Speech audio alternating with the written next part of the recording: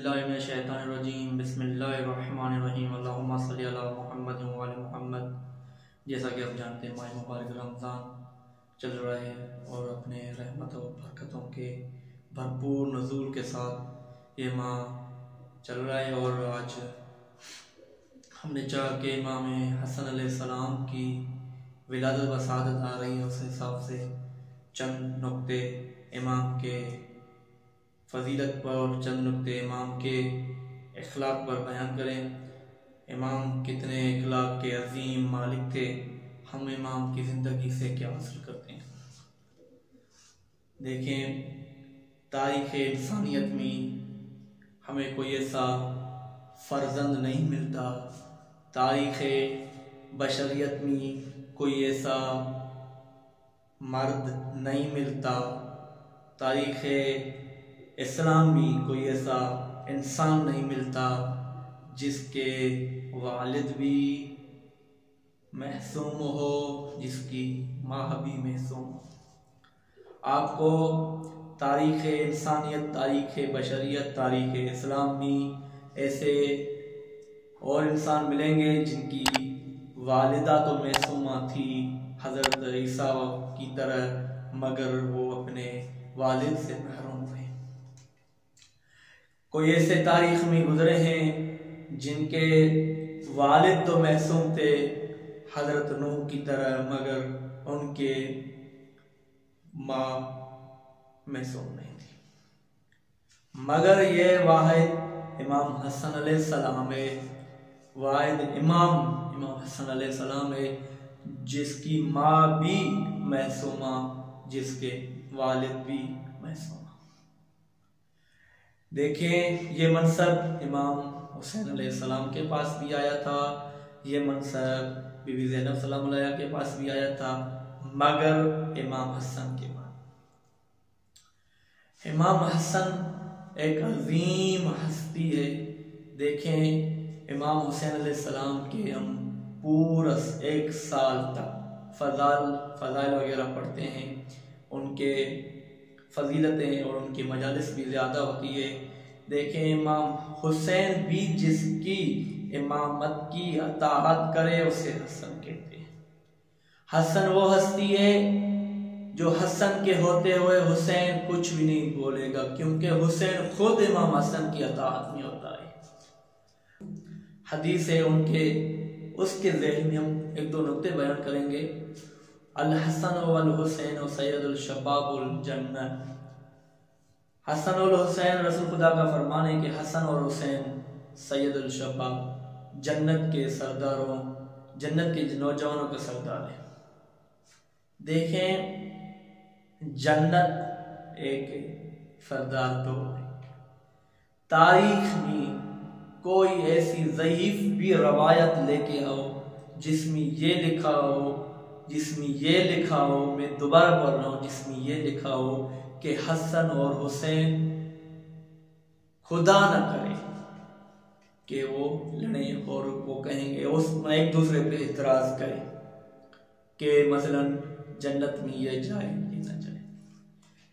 ये आदम की उस औलाद में हो सकता है। एक बात पे लड़े थे और इंसानियत का पहला कत्ल इस दुनिया में बरपा हुआ था, मगर यहां से पता चलता है कि कितने अजमत के मालिक हसन की माँ, जिसकी ऐसी तरबियत की गई थी, अगर इतना बड़ा ओहदा भी दिया जाए, इतनी बड़ी फजीलत भी दी जाए कि उसको जन्नत के सरदार, जन्नत के नौजवानों का सरदार बनाया जाए, मगर यह ना कहे कि मेरे बराबर हुसैन क्यों है।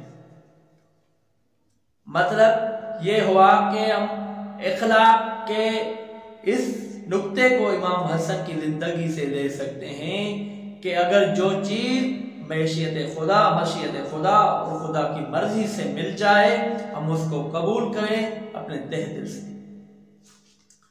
और दूसरा नुक्ता यह है कि ये देखें, मुताल का जितना दावत मुताल का हम जितना भी शुक्र अदा करें कम है, क्योंकि हमें पेशवा, हमें इमाम, हमें रहबर वो दिए हैं जो आलिम, चाहे वो मौला अली अलैहिस्सलाम हो, चाहे इमाम हसन की रोकमी हो, चाहे इमाम हुसैन की रोकमी हो। मगर खुदावंद मुताल का हम शुक्र अदा करते हैं कि हमें इमाम वो दिए जिसको ये कहने के लिए जरूरत नहीं पड़ती कि मुझे टाइम दिया जाए उसके बाद में सवाल का जवाब। तारीख इंसानियत और तारीख बशरियत में कहीं भी नहीं मिलता कि जहाँ पे ये कहा जाए हमारे इमामों ने, इमाम अली अलैहिस्सलाम से लेकर इमाम हसन अस्करी और इमाम मेहदी तक कोई टोटल लेके और उसमें ये लिखा हो कि हमें अभी जवाब नहीं आता, हम बाद में जवाब देंगे या हम पूछ कर जवाब देंगे। हाँ, ये जरूर हो सकता है कि मसलन इमाम हुसैन के होते हुए अगर इमाम हुसैन से कोई ये सवाल करे, मसलन सुलह इमाम हसन अलैहिस्सलाम के दौरान कुछ लोग इमाम हुसैन अलैहिस्सलाम के पास आए थे कि इमाम आप हैं, आप इमाम हुसैन इमाम हसन को छोड़ें। इमाम हसन ने तो उस शख्स से बैयत कर ली है जिसके साथ आपके वालिद ने जंग की थी, आप उस शख्सियत के साथ आपके भाई ने सुलह कर दी है, आप कयाम करें, हम आपके साथ हैं, हम आपके साथ चलेंगे, जंग करेंगे। इमाम हुसैन ने क्या जवाब दिया? एक खूबसूरत अंदाज से जवाब दिया। इमाम अलैहिस्सलाम ने बोला, मैं हसन के होते हुए उनके काम में दखल अंदाज नहीं कर सकता, हत्ता कि इमाम हसन की शहादत के 10 साल के बाद भी जो सुलह इमाम हसन अलैहिस्सलाम ने की थी, उस सुलह को कत्ल करने के लिए, उस सुलह को तोड़ने के लिए इमाम हुसैन ने पहला कदम नहीं उठाया था, वो पहला कदम यजीद ने उठाया था। यह अलग मौजू है, हम इस पे कभी गुफ्तगू करेंगे। मतलब ये हुआ कि हमारे इमामों ने कभी ये नहीं कहा कि हम अभी जवाब नहीं दे सकते हैं। हाँ, अगर ये कहा भी तो वो उसमें महशियत खुदा, और उसके बाद उसको वादे किया था कि मैं इसलिए इस सवाल का जवाब अभी नहीं दे सकता था क्योंकि कुछ ऐसी मसला उसमें मैशियत थी।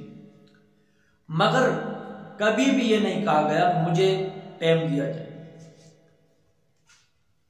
अमीर शाम के पास मिस्र से 2 सवाल भेजे गए थे, एक छोटा सा वाक्य, और कहा गया था एक सवाल यह था कि आसमान का सेंटर कहाँ है, जैसे जमीन का सेंटर है मक्का मुकम्मा मतलब काबतुल्लाह शरीफ, इस तरह आसमान का सेंटर कहाँ है। और दूसरा सवाल यह है कि जहां पे एक बार सूरज की किरणें पड़ी हो और दूसरी बार न पड़ी हो। अमीर शाम के पास तो ज़ाहिरन जवाब नहीं थे और कह भी नहीं सकते। ये सवाल तो उन हस्तियों के साथ करें जिसके घर पर मलाइका ड्यूटी के लिए सिर्फ ये तड़पते थे कि हमें चंद मिनट इस घर में ड्यूटी मिल जाए, उस घर से सवाल करें। और हम तारीख इंसानियत, तारीख इस्लाम में ये वाज़े है कि अगर कोई भी सवाल कोई भी फिरके वाला लेकर आए हो और वो जवाब इनके घरों से न मिले हो, ये तारीख में कोई भी एक छोटा सा टोटा लेकर दे कि ये उसमें ये लिखा हो गए इनके घर ये लोग आए थे, उनको जवाब नहीं मिला था। बहरहाल इमाम हसन अलैहिस्सलाम के पास वो खत भेज दिया कि ये सवाल के जवाब से दे दे। तो इमाम ने जवाब लिखा था कि आसमान का भी वही सेंटर है जो जमीन का सेंटर है, मतलब काबतुल्लाह शरीफ, ये भी आसमान का सेंटर है। और दूसरे सवाल का जवाब ये है कि जहाँ पे एक बार सूरज की किरणें पड़ी हो दूसरी बार नहीं पड़ी हो, वो हज़रत मूसा के जो लाठी मारी थी दरिया नील में और जो रास्ता बना था उसकी सूरज की किरणें पड़ी थी, उसके बाद दोबारा पानी चल गया था उसी नहर में और वो रास्ता खत्म हो गया था, उसमें जो एक बार सूरज की किरणें पड़ी थी उसके बाद नहीं पड़ी वाकई। और मिस्र ने ये लिखा, मिस्र के बादशाह ने ये लिखा था। मैं ये अपने चेहरे से कह सकता हूं कि ये जवाब अमीर शाम के नहीं है।